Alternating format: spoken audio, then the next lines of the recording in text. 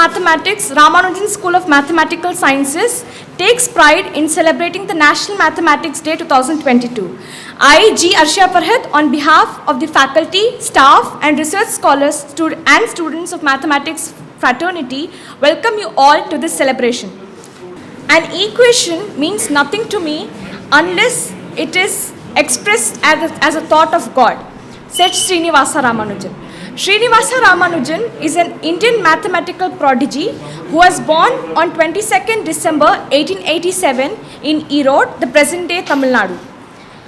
Today, on the 125th birth anniversary of Srinivasa Ramanujan, India declared the birthday of Ramanujan, the 22nd of December, as National Mathematics Day.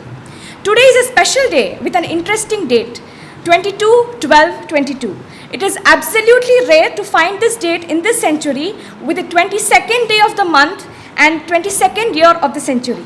On the occasion of National Mathematics Day, let us remember our country's mathematical genius, Srinivasa Ramanujan, for his remarkable contributions in mathematics. There is none of Ramanujan's formulae that is not curious and entertaining, said G.H. Hardy. Now I take pleasure in requesting the program coordinator, the number theorist and the Ramanujan enthusiast, Dr. S.N. Fatima, to formally welcome the gathering. Greetings from the Department of Mathematics to all. We welcome this Mathematics Day to pay tribute and commemorate the birthday of Srinivasa Ramanujan. I personally pay homage to Ramanujan, a pioneer and self-taught mathematical legend whose congruences, formulas, identities have inspired much of my work, which began in the year 2000. I am honored to be part of this event as I have been associated with Ramanujan for past 22 years.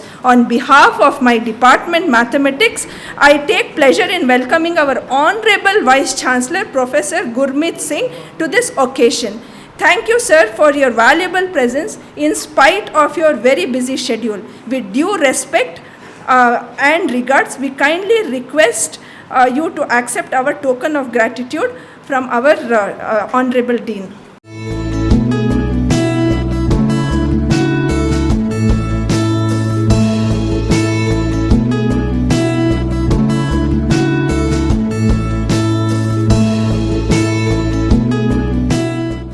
I welcome all my students who are so close to my heart for helping me to organize this event very grandly.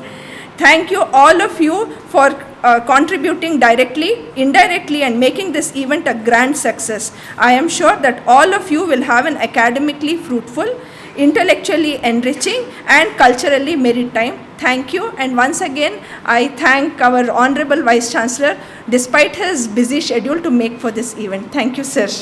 Thank you so much, ma'am, for your gracious welcome. May I now request our esteemed head of the department, Professor Rajeshwari Madam, to enlighten us with the felicitation address. So a very happy National Mathematics Day to one and all present here.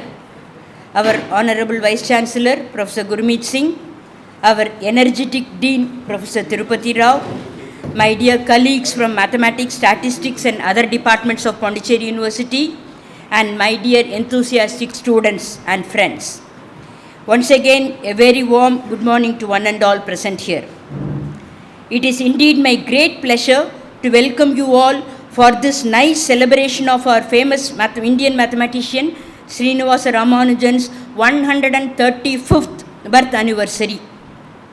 December 22nd of every year is pronounced as a National Mathematics Day.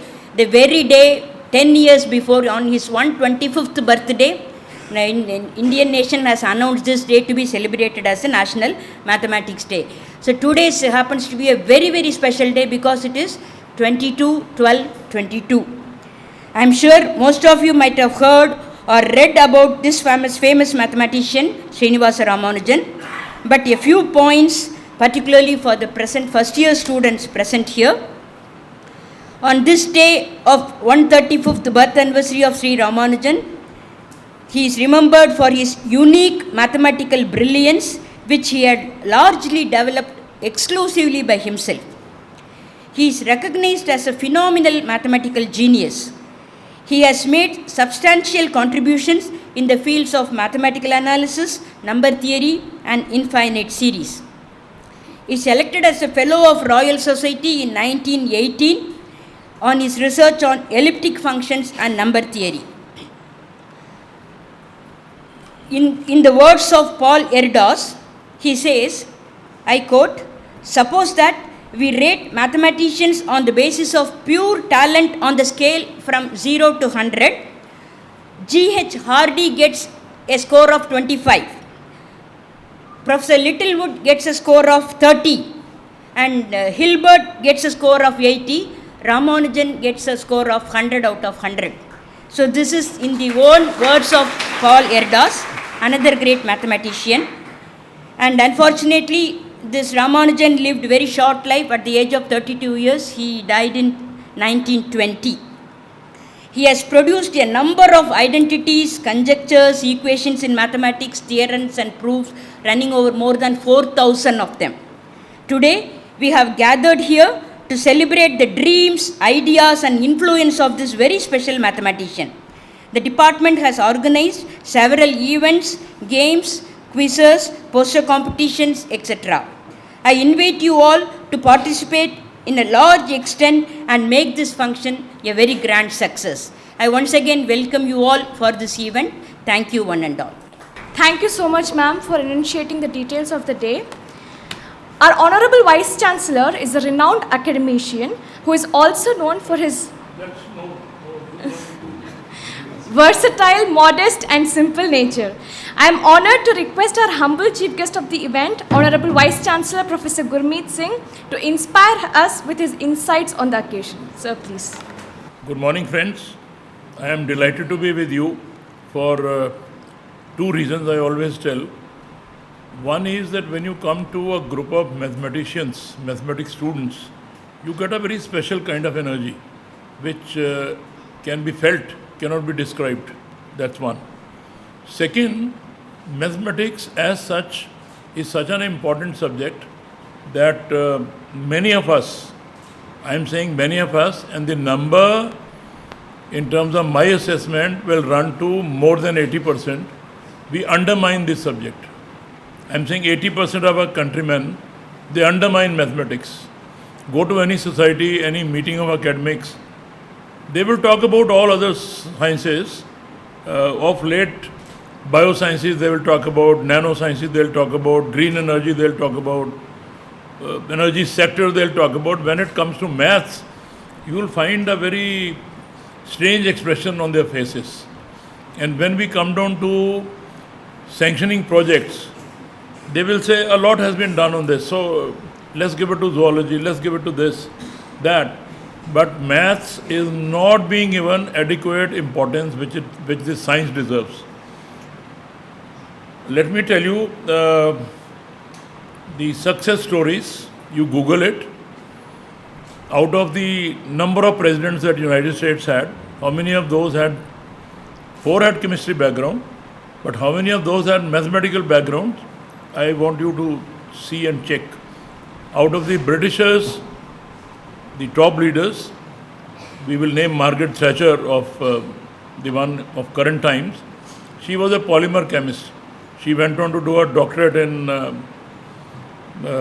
polymer science chemistry after doing MSc. She didn't complete because she got into something else. I will not give you that story. I want you to read. And then from that point on onwards, she became a member of parliament and then subsequently the Prime Minister of UK. So I want you to check. I mean, we talk about old mathematicians, old timers. We don't talk about modern mathematicians. You check in these days, it's not difficult. You don't need to go to books. You open Google and you will find the top current 10 mathematicians, their contributions, hobbies, likings, dislikings. So when you read this, you will find, and I am telling you from my personal experience, let me tell you, a person who is good in mathematics will be good in everything. That's be it sports, be it lecturing, be it oratory, be it writing skills. You name, he would excel, he will tend to excel. One would tend to excel because of the inherent brilliance of this science, which energizes you to an extent which is impossible to think about in other subjects. Now, when we talk about commerce, economics, our trade balances, our currency setups, everywhere mathematics is used. But unfortunately, it is a neglected science. You can look at any university, you will find it is getting, in terms of preferences in sciences, probably the lowest one. They don't prefer, people will go into this when they don't get into nanoscience or physics or chemistry or biology for that matter. One of the last choices turns out to be mathematics, which is unfortunate, let me tell you. The course should have been, mathematics should have been number one. Now, there cannot be anything greater than our great mathematician Ramanujan's story. 32 years of age, and what contributions he has added in terms of number theory and other concepts. It is something amazing. And people say that such a young age, one cannot contribute that much. His is an example. And his is an example not from the fact that he was born in a very elite family. He was born with a silver spoon and he had all the facilities. He was from a very modest background and he excelled on the strength of his sincerity. And I keep telling all my students, everybody wherever I get a chance, that you can also be doing that. You can also be achieving those kind of acumen, provided you develop a sense of focus. Two things I want you to remember. Fortunately, you are in a very good science. You are in mathematics. You don't have to look at anything else. After your master's degree, you can get into any science, let me tell you. I want you to do this as a serious exercise. Find out how many people started with mathematics and then they landed up as President of the United States, President of many countries, and in our own country, how many of these people who have excelled had mathematics as their background. Not at school level or college level or as one of the subjects. Purely mathematician background and they have excelled. How many of them have become IIT directors, engineering institutes? But normally an engineer will be put, but look at the data in the last 20 years, how many have come up. So a mathematician would excel in everything, and you can also do it provided you keep two factors in mind. First thing which I keep on telling everybody, you have to start respecting time. This is one entity which once it is lost forever. If today Tata or Ambani or Adani or anybody for that matter will say, take my entire wealth and give me 2 days of my life back, it's gone forever. And that is the reason that these people which I have named, some of these, they value their time, and that is the reason they have risen to this extent. There are other greats in the Indian industry who have excelled. I always name one chemist by name P.C. Mukherjee, who started our Indian Chemical Society, went to England to do his doctorate, looked at what way others are working and what we are lacking, came back, and then it's a story I want you to read. Some of our greats in the good old days, they achieved everything within limited resources. They didn't have transportation, they didn't have communication means which we have these days. They didn't have calculating machines which we have these days. So if you compare whatever those people achieved, they achieved with a limited set of resources, but you have everything at your disposal. So first thing you need to respect is time. I said once it is lost forever.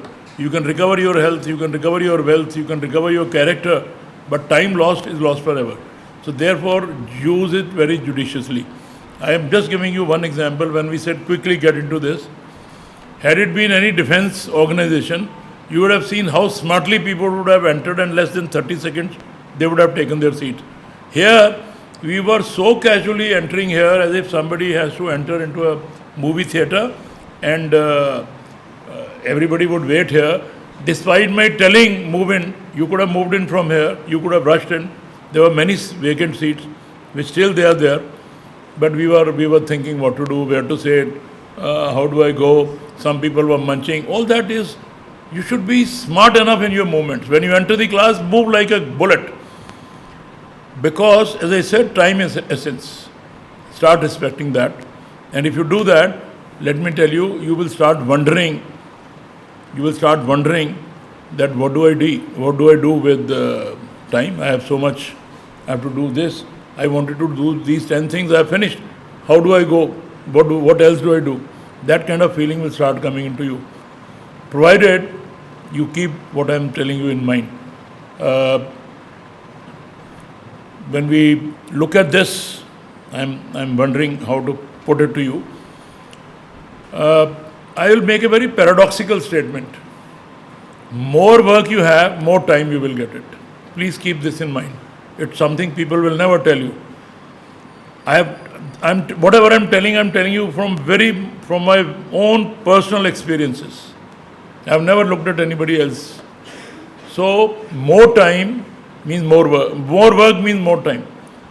You have so much of work on your head, you will find time to do everything, including leisure time into this particular bracket, including time for watching football, listening to story, reading newspapers.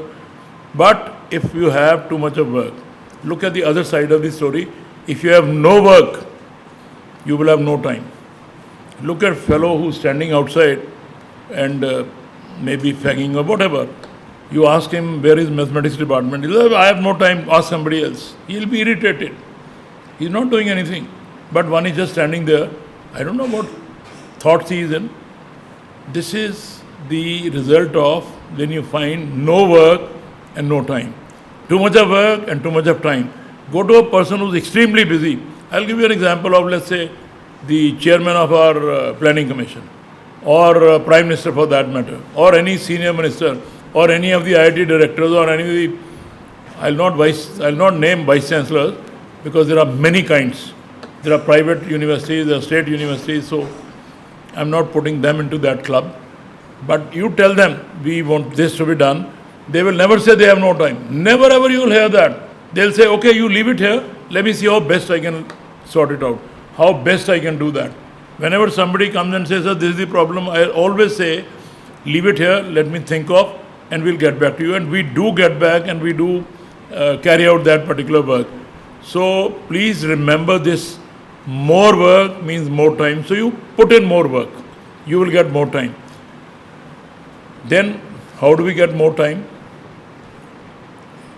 X reads a thing, he doesn't get it, he reads 3 times.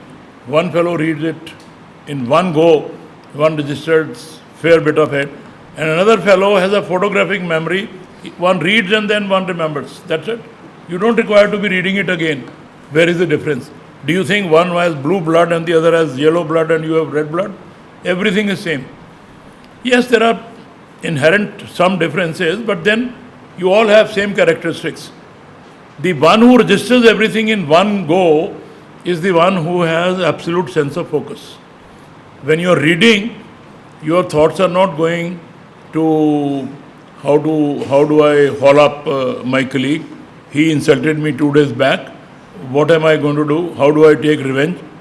Somebody is thinking on those lines. And somebody who's reading, is reading with absolute focus on this. So the one who has full attention would register it in first go itself. Second fellow whose thoughts are going astray here and there would require to read it second time, third time, fourth time. And that is a wastage of time. One thing you do, you register, that's it. Or if you find there are too many things, have a piece and jot it down. I'm not giving you the examples. There is a person by name M.M. Sharma.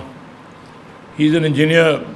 He headed ICT, Indian Chemical Technology, which is now a university in Bombay.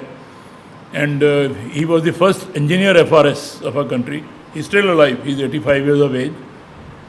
Now this person, I stayed with him for 2 weeks for some event, and I noted that in his office, in his house, everywhere he had a writing slip and a pencil on it. In his bedroom, in his office, on his working table, wherever, anything which will be coming to his mind, he'll write it down and leave it there. And in the evening, there will be somebody who will tear off all these slips, and he will look at it, what is all that came to my mind and what exactly I have to do, and he'll plan it out for the next day. And he begins his day at 8 o'clock. 8 o'clock he used to come for a talk, lecture. to engineering students. And I have seen him, I have heard him giving his lectures with a chalk in his hand, and in a very rhythmic, loud, clear voice. He would start at 8 o'clock and will go on, the class will end at 9:40. 1 hour and 40 minutes in the beginning, then he will go and do the director's work and whatever else. He is worshipped by the industries in Bombay. He has that power that if he rings up Mukesh Ambani, that I want you to be in my office at this time, Mukesh Ambani will run to him. That is the power he commands. That's the respect he commands in the industrial houses. There are many examples. I don't have much time. So what I am trying to highlight is you need to develop focus. And development of focus is your own doing. It is, anybody can develop to any extent. You cannot say that, well, I am by my design or by my DNA or by the way I have come down in a family, they are not designed for this. It's not. You can all improve your focus. And if you don't believe my statement, go to any psychologist. He would tell you that focus can be improved. There are methods. So improve your focus. Our focus is so bad, let me tell you. Now, most of you would be listening to me. You must be thinking, I can see some of the eyes which are moving here and there. They must be thinking, what have I to do? What shirt I have to wear? Or what he is wearing or she is wearing? The thoughts are here and there. That is what you need to improve. When you are doing something, you do that. When you are attending a lecture, attend that with absolute focus. Once that is done, you will find you will have a lot of work, you will have the capability to do a lot of work and more time at your disposal to do anything that you wish to have. You will be a good cook, you will be a good scavenger, you will clean your house, you will help your mother, father, you will help your partner. To such an extent, then it will be amazing. They'll say he does so much of work and still he's relaxed. What is it? So it is possible. It is possible. You look at the lifestyles of some of the people. I often give an example of Barack Obama. At the age of 33, most of us would do that degree at the age of 26. 33, he did law from Indonesia. And when he finished his law, people asked him, his classmates, Indonesia, not anywhere else, not in an advanced country. Obama, what are you going to do? He said, I am going to become President of the United States. 33 years of age, a black, not an American in the true sense. And you know that there is a lot of discrimination in that nation between these two races. That's going down now, but fact is fact. So they laughed. They said, Obama, you want to become President of the America? Many greats tried and they failed. And many greats are Martin Luther King Sr., Jr., many others. Good singers were there. That great jazz singer tried once. I'm forgetting his name.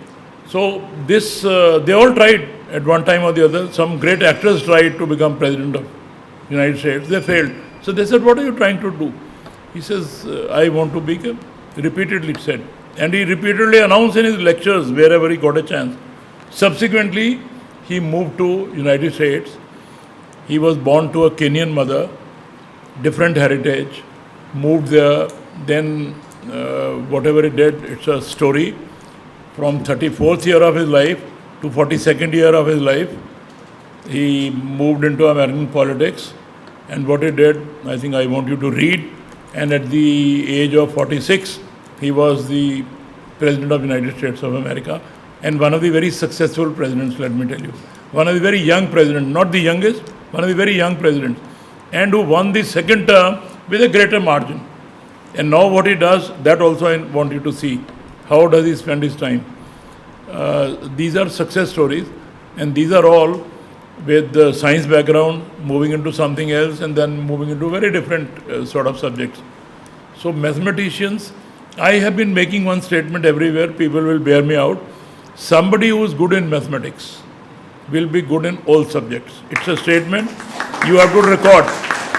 Somebody who is bad in maths will never do well. Some of the best biologists in the history who have really discovered something worthwhile have been with mathematical background. And unfortunately, in our country now, in my own subject, when those who are specializing in organic chemistry, I've been teaching quantum mechanics and group theory all my life to the master students. Now, people don't come to this subject, and when I used to start taking these classes, I could see the tension on their faces, on their minds. Oh, so much of maths, how I'm going to understand this? So, people will not come to this, and when you tell organic chemists there is some mathematics involved in this, they will develop headache, let me tell you. They will think it's impossible for us to understand. That is one of the reasons they are not being able to get into the shorter mechanistic routes for synthesis. But those who had clear mathematical background, they did much better. Biologists, if you talk to, now also you can go around, it's an exercise. You can take a project for your master's degree, find out who enjoys maths, what is mathematics, what is the beauty of this, from biology students with bio background. Look at the kind of aversion they will indicate in their answers. But a person who is good in mathematics will be very good in biosciences also. It is a proven fact. You can collect data and see how many of those who have done very well are from this background. So therefore, don't take it very lightly. I am glad mathematics department have been celebrating Ramanujan Day. You will be wondering, sir, where is the need? We know about who he was. Well, yes, we know who he was, but then unless it is celebrated year after year, the generation, the incoming generation, the younger generation would not know who this great person was. We only talk about, oh, Indians never did very well. Well, they forgot who was Aryabhat, who was our good old scientist, who did very well in astronomy, mathematics and other subjects. But we need to celebrate this. We need to repeatedly celebrate it so that people should know what is the beauty of this science and what contribution our country has made into this. If that is shown, then you will also develop a liking. You will get motivation that if X could do it, why can't I do it? If he could do this, why can't I do it? So this is the beauty of this. And I don't know how many of you have been following. If you look at some of the competitions which are held elsewhere in Western countries or Eastern countries like Japan and Korea, these winners of this, who are those? Invariably they turn out to be from our place. The winners, first, second, third, if there are 10 winners, you will find 3, 4 will be from our background, Indian background. Why do they do this? Because they have something inborn, and that inborn is there in you also. All you need to do is to encash on that. That is what, if you do, you will find there is nothing that you cannot achieve. I am putting it this way. Sky, people say, if you do this, sky is the limit. I made this statement earlier. Then if you do this, do what? People are pondering now. First, start respecting time. Use it judiciously. Think it that this is the last day of your life. Tomorrow you are going to die. So finish as much as you can. And if you start using this judiciously, then second would be develop focus. If you start using your time judiciously, focus would automatically develop, let me tell you. But some of us are so bad that when we pray in the morning and we remember Almighty, that time also we are not with Almighty, 100%. There also we are thinking, oh, I have to give 100 rupees to so-and-so, I have to do this fixed deposit, I have to do this, that. Hundreds of things will crisscross your mind. That is not focus. And if you start developing focus from that point onwards, you will find it will come into your genes to an extent that even if you wish to get away from this, you will not be able to do it. These two things, with maths background, I think you are on a wonderful discourse, wonderful course for you. And I can tell you, I don't have that judicial paper, otherwise I would have given an affidavit that you do this, I am guaranteeing you will be getting this. I am telling you. I give an example of a student by name Chari, P-R-C Chari. He was, when I was in the college in first year, he was doing his MSc Mathematics previous. Poor fellow had a very bad eyesight. He would wear thick glasses. He wanted to become a defense officer, but then his eyesight did not allow, and he was turned down, though he cleared all exams. Then he said, I'll get into civil services. But they said, you are a maths fellow, your English is not very good, which was a fact at that time. And he says, well, don't worry, I'm going to do. And at that time, there used to be 2 higher subjects and 3 lower subjects for civil services. And he says, I'll take these 2 higher maths and 2 lower subjects, and 1 subject I'll take is anthropology, which I can always do it. And you know what marks he scored? It was amazing. And he says, even if I am given in personality test 30%, I will still be among the first 10. What marks he would have scored? 98% in all the 5 papers. And the anthropology he could score only 50%, but the average put him to such a high place that in personality test he was not given too high a score, but he was 7th on the merit list that year. So such is the brilliance.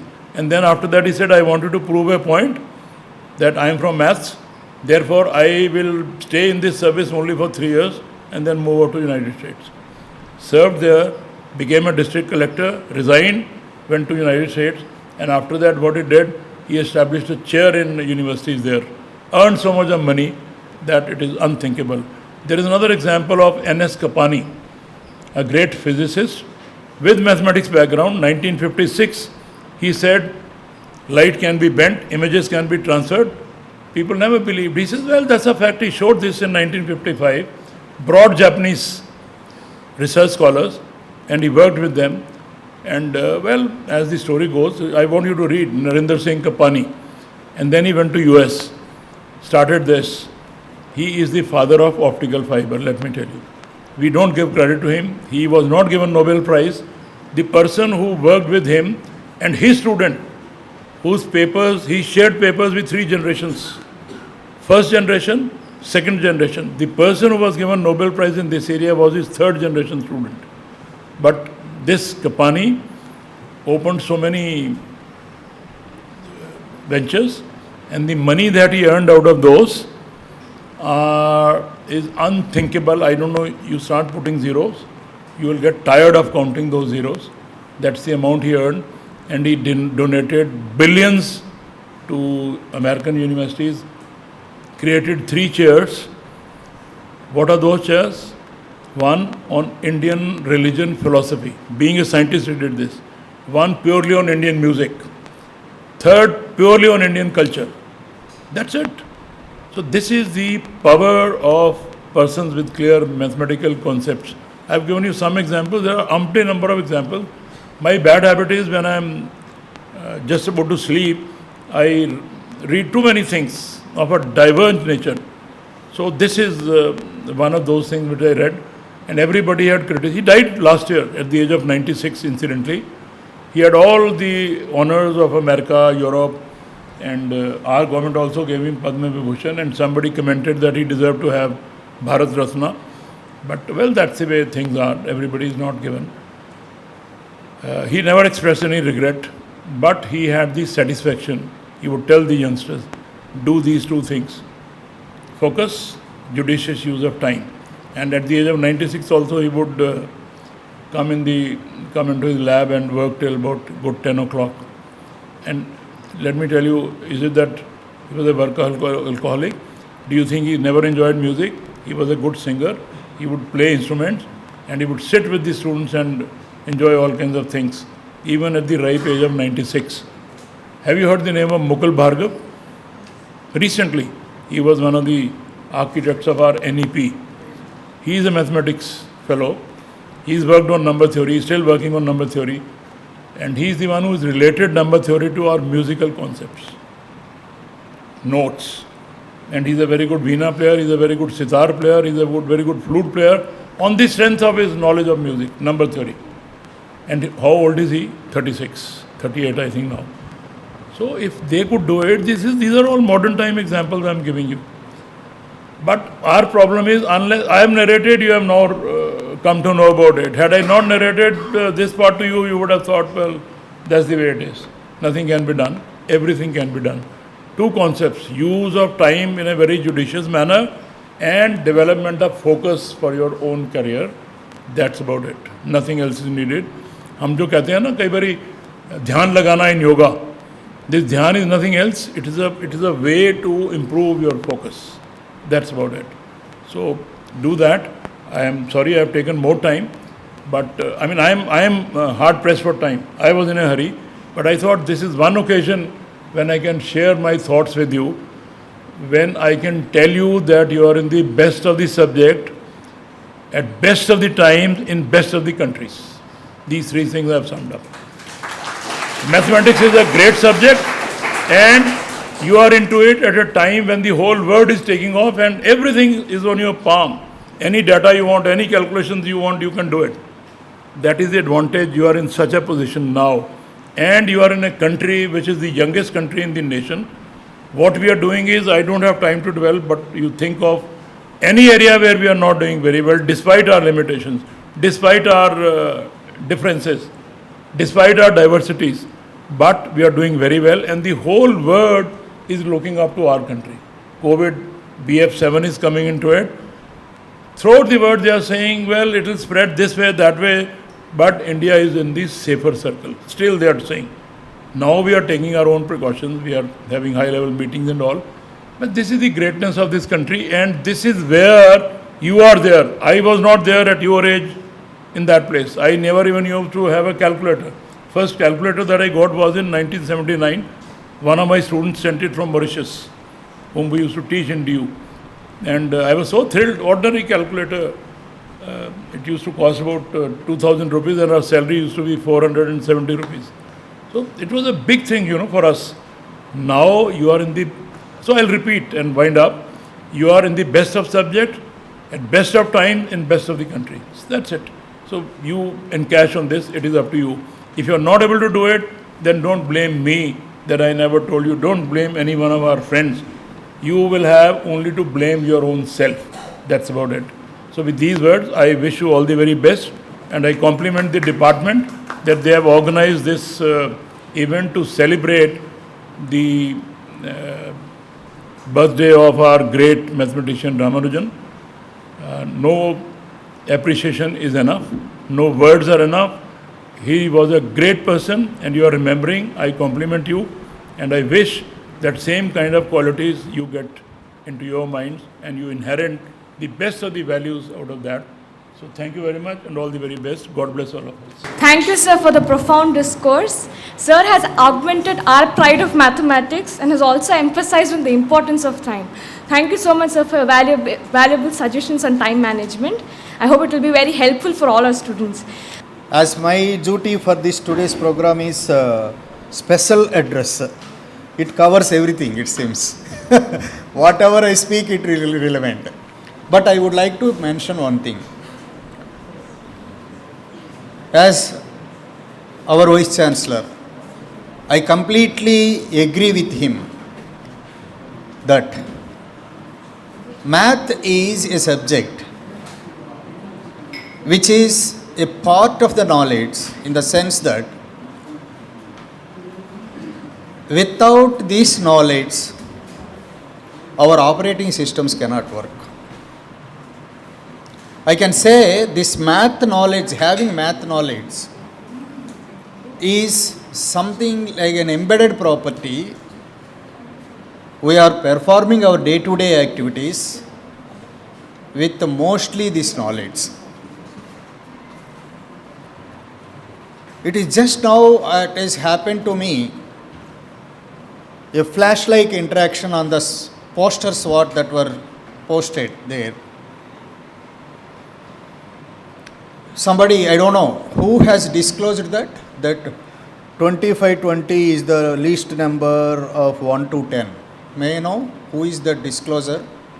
Who is that contributor? Somebody has disclosed the poster. It seems it's the WhatsApp message. It's a long back viral. Lot of debate was happened on that. It's not, there is no any greatness in that number, 2520. Being a mathematician of a post-graduation in a central university, you have to post a message which is supposed to be a thought-provoking. It is a simple LCM of the numbers, whatever the least number if you say. Whatever the least number you say, that is the LCM of such numbers. What is the greatness in that number? 2520. It is the minimum, the least possible number, it is up to 1 to 10. Some integrated first year must have. No, not like that. Not like that. Not like that. What I wish to say, why I am saying this, this technology now, propagation of knowledge through technology and the sources, internet sources we are getting, that is mutating the knowledge process. That is mutating the knowledge process. As we are expecting the students from the central universities that you have to come up with a new formulae, mathematical formulae, that should be a generalized, it should not be a number related. I mean, specific numerical example, right? Anyhow, I appreciate the person who is collected that, but I am suggesting you to improve such zeal, because math is a subject, it is not a memory based, it is a logic based. Okay? So therefore, I suggest the people who are making your endeavors in mathematics is you can expand your knowledge in any other domain, but the reverse is not possible. What exactly our Vice Chancellor also expressed the same. Now the knowledge tree, what we are under the growth of that, is a composition of science, technology, engineering and mathematics. Science, technology, engineering and mathematics. It's a stem of that knowledge tree. It's a stem of the knowledge tree. Whatever the concept you want to understand, whatever the concept you wish to convey, you need mathematics.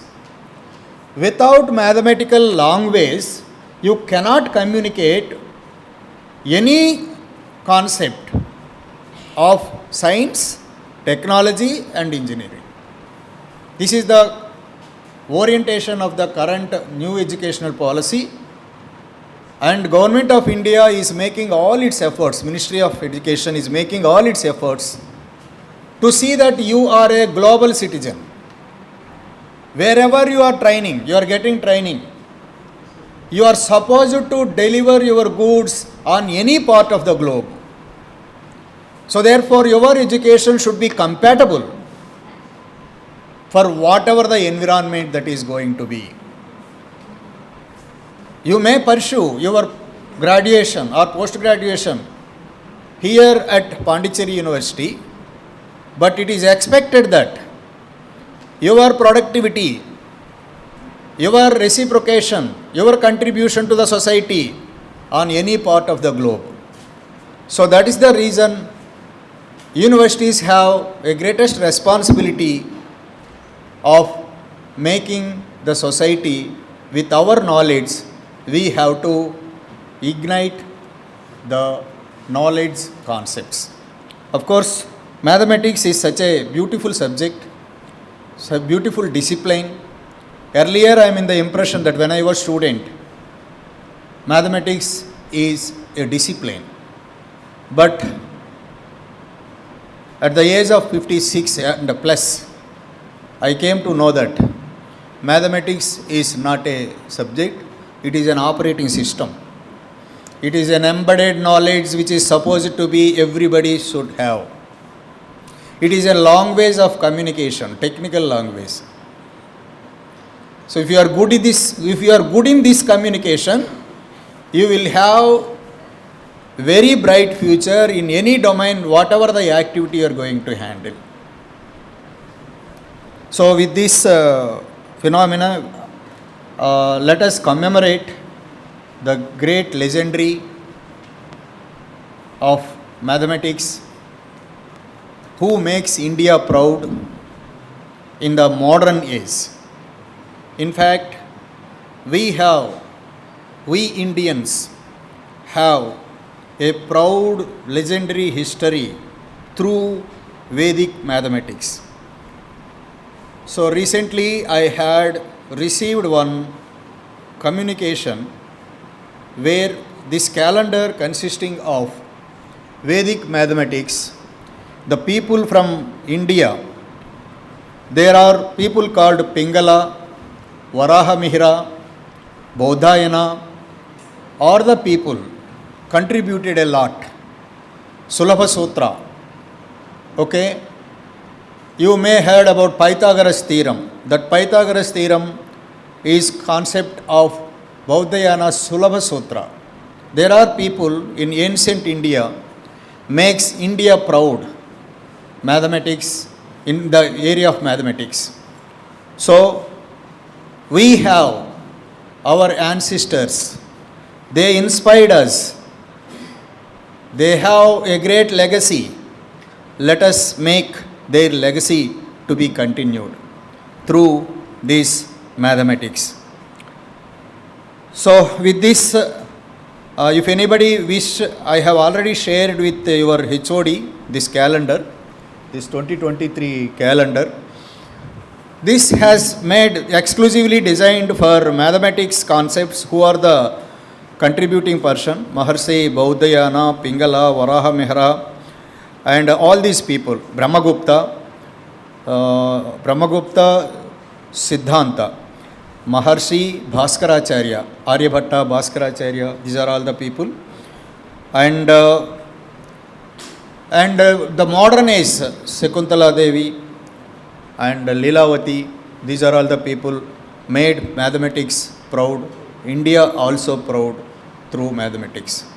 I hope and wish among you, we don't know, even you don't know, right, how you are going to be influenced.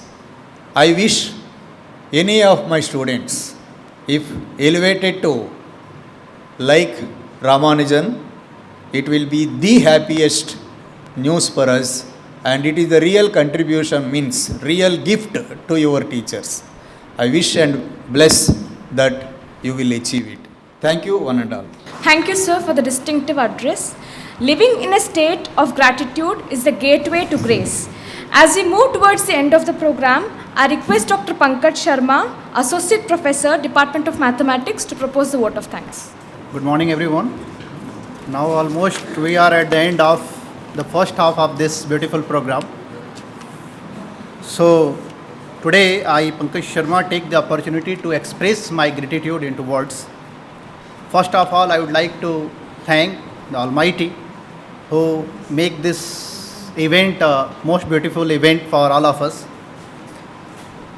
On behalf of the Department of Mathematics, I would like to extend my heartiest thanks to our Honorable Chief Guest and Vice Chancellor, Professor Gurmeet Singh, for his benevolent presence, particularly I wrote benevolent presence in this function, and thank you our Honorable Vice Chancellor for enlightening us with your inspiring and motivational words.